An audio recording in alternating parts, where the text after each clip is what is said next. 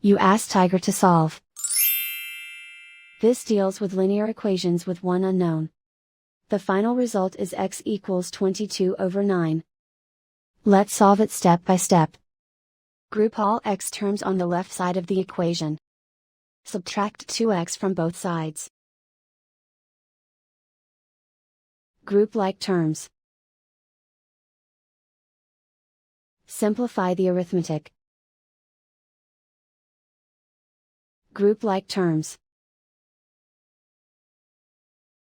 Simplify the arithmetic. Group all constants on the right side of the equation. Add 12 to both sides. Simplify the arithmetic.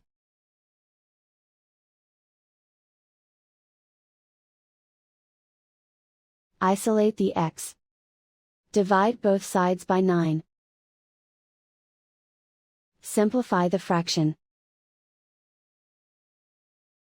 And so the final result is x equals 22/9.